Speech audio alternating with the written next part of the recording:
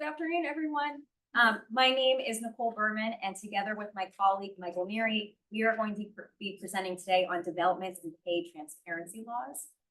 As many of you know, a recent trend that has emerged among the employment law space is state pay transparency laws.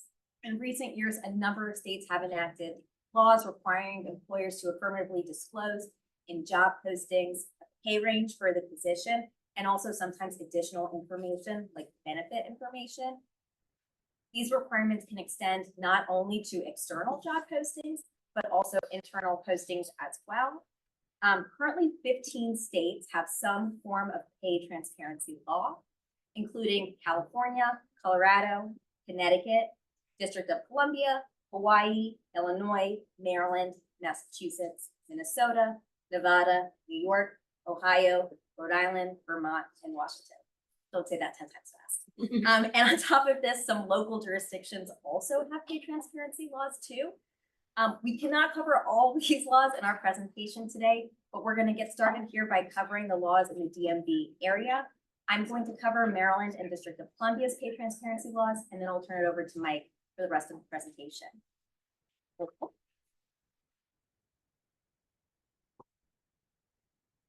Turning to Maryland first, Maryland is one of the states that recently amended its pay transparency law.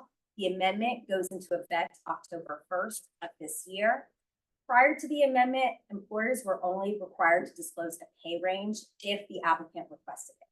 So if the applicant didn't request it, employers didn't have to provide it. Now, under the new amendment, this is no longer the case. Under the amended law, employers must affirmatively disclose certain information in both external and internal job postings. The disclosure requirements apply not only to positions posted directly by an employer, like on your website or on LinkedIn, or also through third parties like recruiting agencies. Now, what do you have to disclose as a part of this law? In job postings, employers must disclose three things. The first is a wage range set in good faith. The second is a general description of benefits for a position, and the third is any other compensation offered. The wage range is defined under the law as the minimum and maximum hourly rate or salary for the position set in good faith.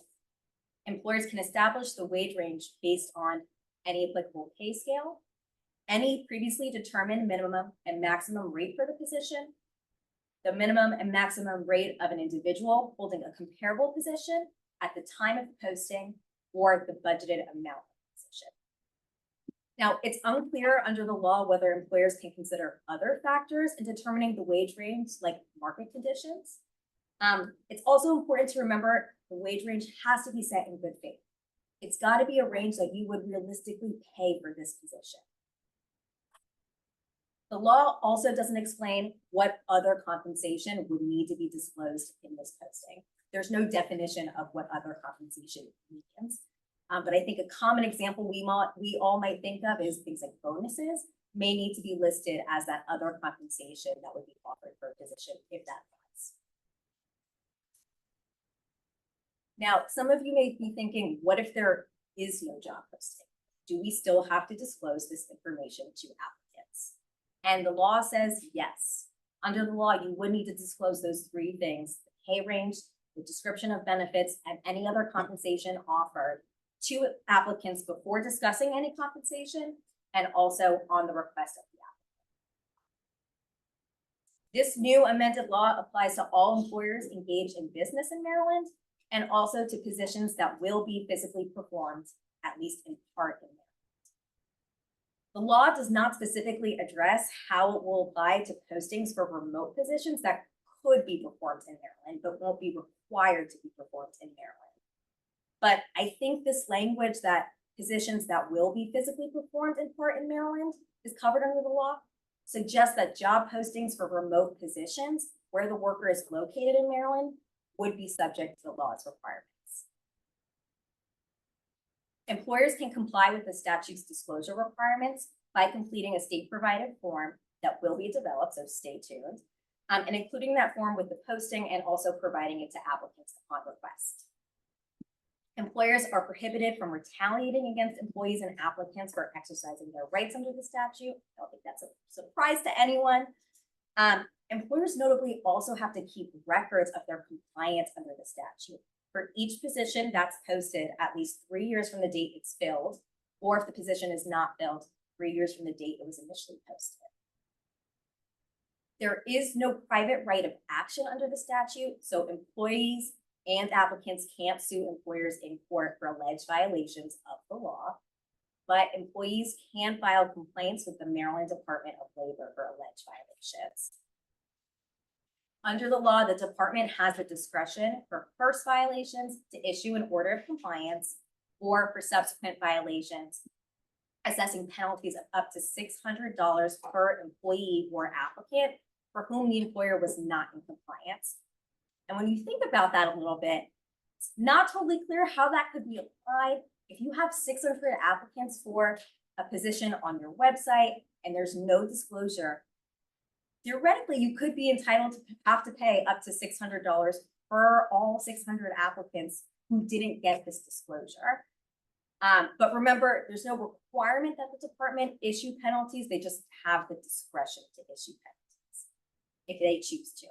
And if they do, in determining amount of the penalty, the department will consider the gravity of the violation, the size of the employer's good faith effort to comply with the statute, and the history of violations under the Act.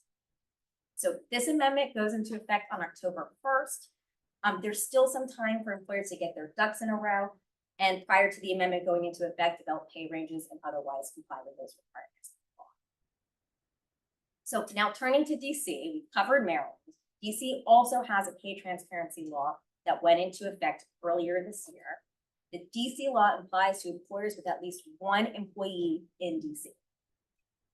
Under the law, covered employers are required to disclose the pay range, which again, that minimum and maximum projected salary or hourly pay for the position in all job postings, and also disclose to the applicant the existence of healthcare benefits before the first interview. So in this case, you don't have to put the benefits in the posting, but you absolutely could to show that it's been disclosed. The pay range under the DC law has to include the lowest to highest pay that the employer, again in that good faith, believes at the time of posting it would pay for the advertised job, promotion, or transfer opportunity. The DC law doesn't define what a job posting is, and whether it includes internal postings, but I think the language all job postings means all, external and internal. The law is also silent on how it applies to remote positions, right? It doesn't explain what to do if there's a remote position that could be, but isn't required to be performed in DC. Though again, if the position could be filled in DC, I think the law's requirements could arguably be extended. If an employer does not provide the required disclosures, an applicant can ask about the required disclosures. But employers under the DC law have to also post a notice requirement in the workplace, notifying employees of their rights under the law. Like the Maryland law, the DC law does not create a private right of action for applicants and employees. So again, applicants and employees can't sue their employers in court for alleged violations of the law. However, the Attorney General does have authority to investigate alleged violations and also to issue penalties. There can be steep penalties for violating this law. Employers have to have found to violate the law will be subject to civil fines ranging from $1,000 to $20,000 per occurrence. So these can be pretty steep. The Attorney General can also bring civil actions against an employer or seek remedies on behalf of individuals or the public. The Attorney General can recover compensatory damages, injunctive relief, or any other authorized relief, which is not defined at all in the statute, for individuals or the public. In addition, the Attorney General can also recover if they sue those penalties we just discussed, the $1,000 to $20,000 per occurrence, plus reasonable costs and attorneys. So lots of penalties, and it's not totally clear how defined that is. Under the law, again, no surprise here, an employer is prohibited from retaliating against an applicant or employee for engaging in any activity protected. So that concludes Maryland and DC's pay transparency laws. I think employers in DC and Maryland should identify pay ranges for job postings and any other information that's required consistent with the applicable law. Consider a pay equity audit to ensure current employees are being paid fairly and are aligned with the ranges disclosed in the postings in accordance with equal pay laws. And also talk with counsel about how to comply with pay transparency laws, especially if you're advertising for remote positions or hybrid positions. If you're based in Maryland or DC and you are advertising for a position that could be performed remotely, you could not only be subject to Maryland and DC law, but you could also be subject to another state's law as well, if that position again could be performed in Washington or Hawaii or Colorado or something. Nicole, we have 2 questions in from our Zoom viewers. Okay. To comply with pay transparency, could you post the rate instead of a range? If there's, I think to comply with pay transparency, you would need to post the range. If there's a set rate that you're not going to steer from, I guess arguably you could post that. But again, it's supposed to be a range of the minimum and maximum amount under the laws. And in Maryland, would it be a good practice to include the benefits in the job posting? So Maryland, you're required to include the benefits in the job posting. In DC, though, you're not required to include it, but I definitely think it'd be a good practice to include in a job posting in DC any of the benefits, so you have proof that they were disclosed, because you have to disclose those before the first interview. With regard to benefits in Maryland, how specific do you have to be? Do you have to say like what percentage of healthcare you provide, what provider it is? So that is not defined under the law of like how far into detail you have to go. You know, it's unclear if just a generalized list of these are the things we offer, right? And without going into more detail of like we pay X, we pay Y, and what the premiums are. But I think likely a generalized list would suffice. But again, that's really unknown at this time because there's not that much information of what the general description of the benefits are. I just wanted to add, because I've been like hyper focused on this topic for the last several weeks. I think that the language that you can use for benefits, and that was helpful because it's not super specific. But it was an email directly from that different job ad. There is a form that they're developing. So again, you can use that form and that can satisfy your compliance under law. It doesn't seem like you're required to use the form, but you can certainly use the form and include it in your job posting and then also giving that to applicants when they request it. And Maryland, that would satisfy your obligations under the law. In DC, what's defined as a job posting? So if you're on social media and just say, I'm looking for a coworker, go to this link. Do you have to say, I'm looking for a coworker, this is what we pay, here's the link, or can the link, once you click the link, it has the pay range? That's a great question. It's not defined. So arguably the Attorney General of DC could say, yep, that's a job posting. Like you're trying to solicit people to apply for a job and you're trying to get them to hire someone for a position.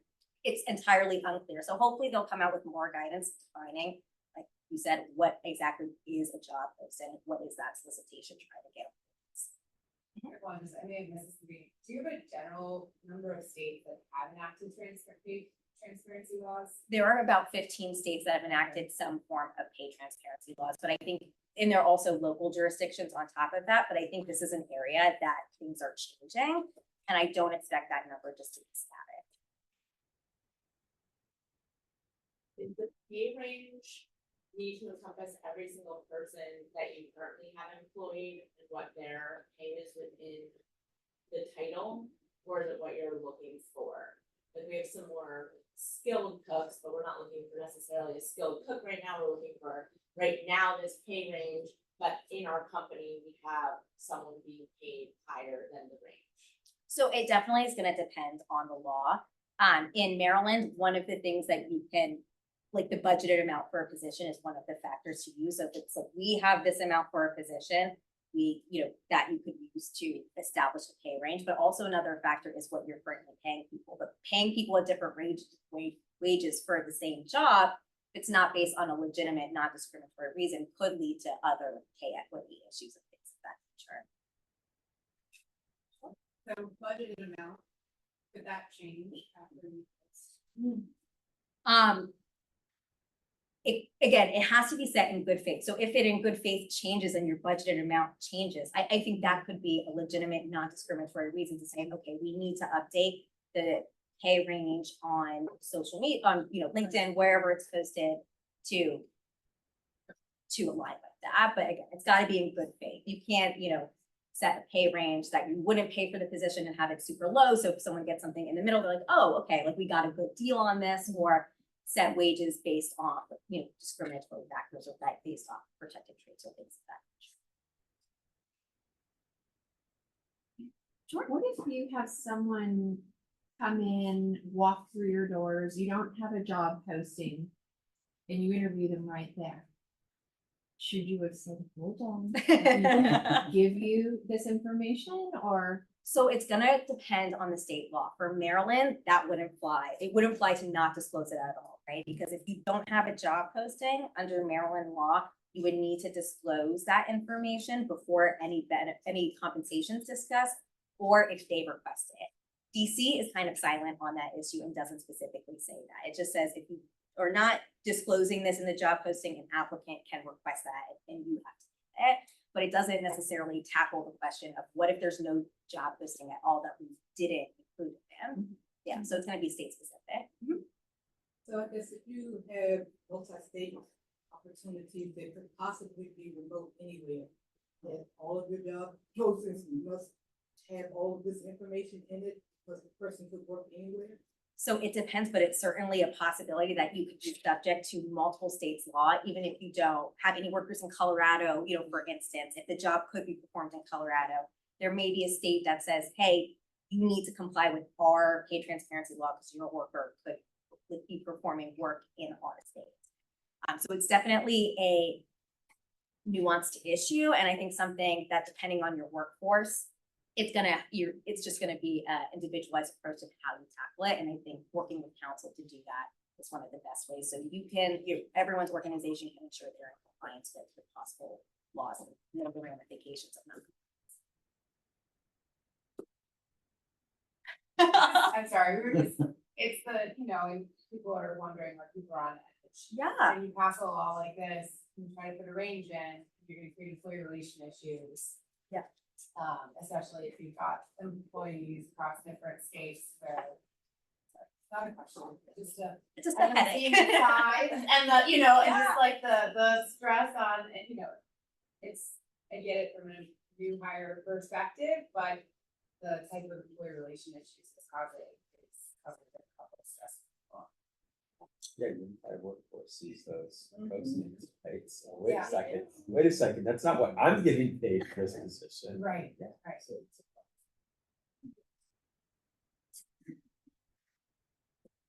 Well, jumping right in on that, that's a great point. I mean, if you look across the river to Virginia, that's exactly where the fight is centered on, the employee relation issues and the complications for particularly small businesses and how to navigate these requirements. So Virginia doesn't have a pay transparency law on the books. The legislature down there passed one of these pay transparency laws last legislative session.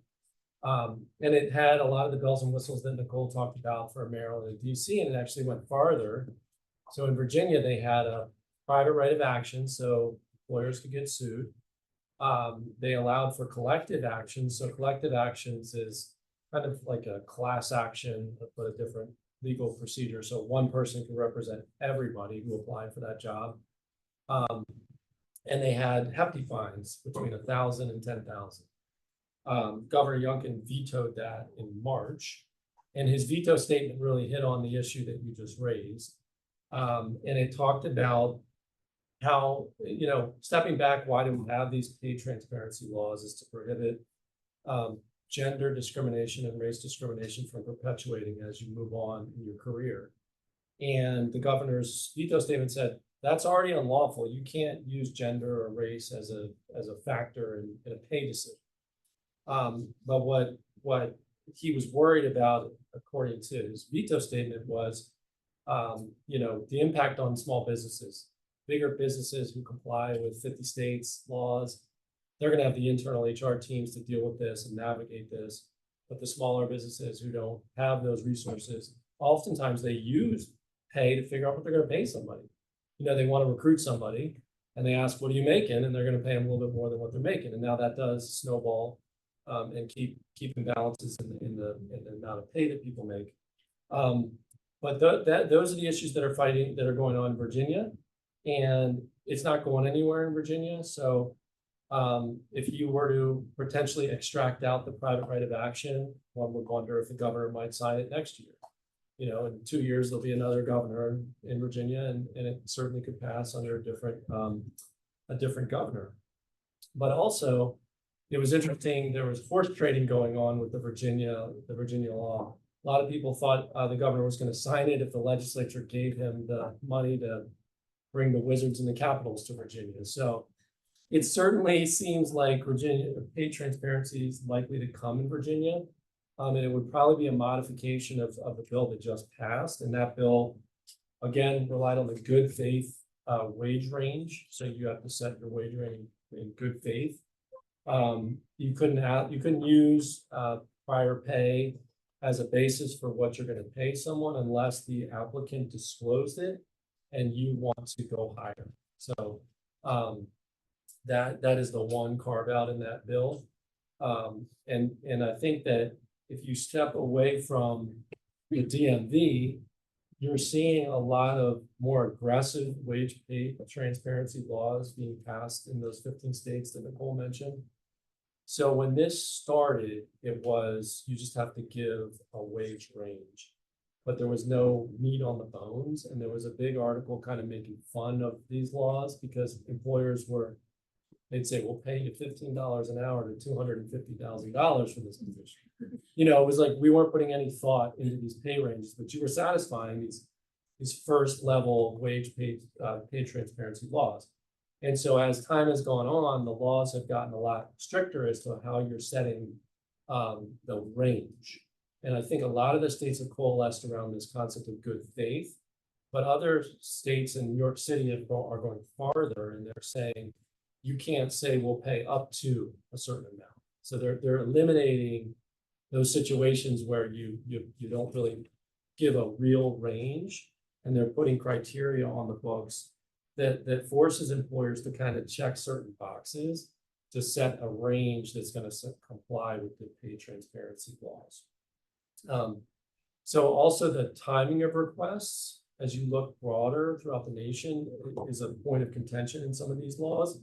So some of them, who haven't updated them yet, and Maryland used to be this way, or it still is until October 1, you had to provide the range upon request. And a lot of states are still in that position where you don't have to put it in your posting. But each state, it seems, that are updating these laws, they're going with the pay transparency where it has to be in your job posting. And one state, so Colorado was kind of at the forefront of this movement, and they've even updated it recently and have gone further, which I found was interesting. They're requiring notification internally within 30 days of hire of who got the job, what their prior title was if they were with you, what their new job title was, and how employees in your organization can get a similar position in the future. So it's pretty unique provision, and Colorado kind of set the standard of what has happened in these 15 states. So I'm wondering if that might catch on. So it's something to pay attention to. The job, whether it's just the pay or whether it includes the benefits, is another big point of dispute within the states that are passing these laws. The majority of them seemingly are focused on the wage range right now, but the benefits seem to be due to drop. How you're going to communicate the benefits is also subject to particular state laws. So some states allow you to just kind of have a link in your job description to your benefits page on your website. So if you're a more sophisticated employer and you have a fully built out benefits section of your website, you can just link right to it. Other states are completely silent, and you're just kind of figuring out, can we just say we give healthcare, 401k, or does it have to be more specific than that? It's up to interpretation in some states litigation. The big point that's coming up in some of these states is, can we just exclude, like if we're hiring for that remote position, but we don't want to deal with Colorado's law? Can we just say we're not going to hire Colorado employees? And a lot of companies were doing that for a lot of these states. When there was only 4 or 5 states, they would just say, we're not going to hire people from Colorado or Washington State. And lo and behold, these states have now included in their statutes that's not going to fly. You can't exclude employees. I think Washington State has that.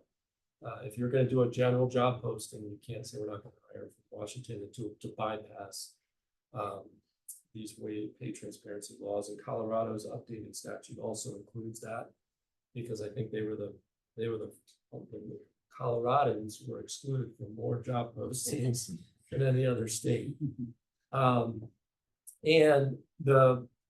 you can see this playing out in courts for the states that have allowed for private rights of action and allowed for the recovery of attorney's fees. It's something that's ripe for litigation on a class basis or a collective action basis. So particularly in Washington State, who have allowed for that private right of action, there are at least a dozen class action lawsuits that I uncovered just in a quick search as I was getting ready for this presentation, that have been filed in the last, from 2023 to 2024. So as these laws go online, particularly if private rights of action come into the statutes locally, you really have to get this right, because if you're putting it out there to a large number of people, and it's something that would apply to everybody, it's just really easy picking for a plaintiff's attorney to target a particular business and file a class or collective action against you. And while the local laws right now do not have private rights of action, what we've seen with similar types of employee protection laws, the first step, it's like the gateway drug. You put the law on the books, and you don't have a private right of action, and you let everybody get acclimated to it, and you really force compliance through administrative action. You get a letter from the Department of Labor here in Maryland, and we've come to our attention that you're not following this law. Let's get our house in order. But then a year or two goes by, and then all of a sudden, a private action gets added on to statutes like this. So it's certainly something to keep an eye on. So don't kind of get lulled into a false sense of security that there is no private right of action under the Maryland DC laws. And so you don't really have to worry too much about this, because I would forecast that is likely coming. And it could be, as you get more and more states doing things like that, legislation on the federal level is also something to keep an eye on. And so as you kind of think through, how am I supposed to deal with 15 different laws? A lot of clients are taking, what's the most restrictive law on the books right now? And how burdensome would it be? If I already have to give them a wage range, maybe I should do everything to, the most restrictive law, and make sure our job postings comply with that. So if we put them up on Indeed and then go nationwide, because we'll take anybody who's willing to either move to Maryland, or maybe they're going to work remotely. Let's just have our job descriptions compliant with that, so we don't have to worry about it. Now, there's more legroom on the front end of that, something like that, but at the end of the day, you might sleep easier. But in terms of the ramifications of these laws on your workforce, it's really more of a messaging, and you might have to bring people up to the range that you're going to post on if they're below the range, to deal with those morale type issues. But this is a trend that's not going anywhere, so it's definitely something you should be mindful of. Yes, we'll do. Is there yoga after this?